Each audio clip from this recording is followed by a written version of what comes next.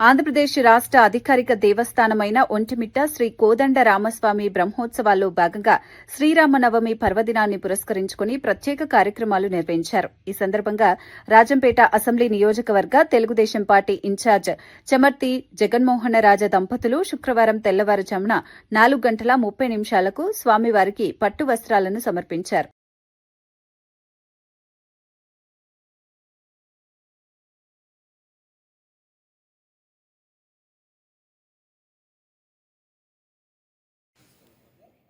భక్తులు తీసుకుని జరుగుతుంది. లేకపోతే ఎవడో ఒక రాయి వేసి దానికి రెడీగా ఉంటుంది. ఆ రాయి మన మీద పడుతున్నా సాక్షాత్గా చేయాలి. మొత్తం వీరికి హ్యాపీ కావాలి, మనం హ్యాపీ కావాలి.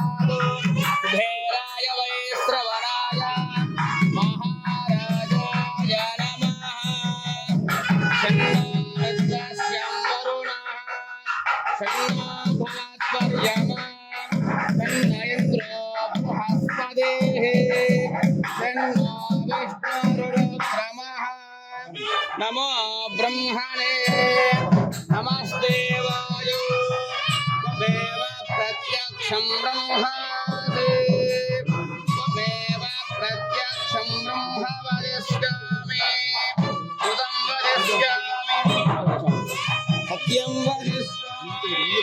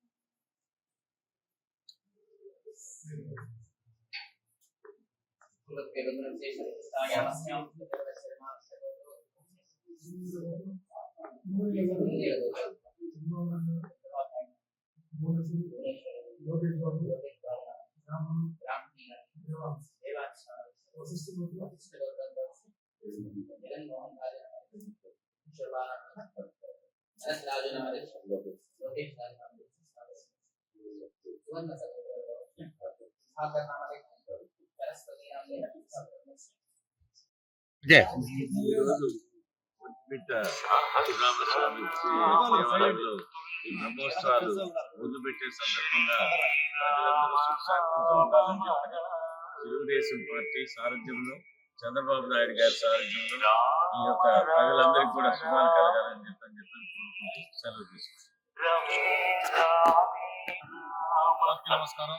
ముందుగా కోదండరామ స్వామి ఆలయం తరఫున అందరికీ శుభాకాంక్షలు.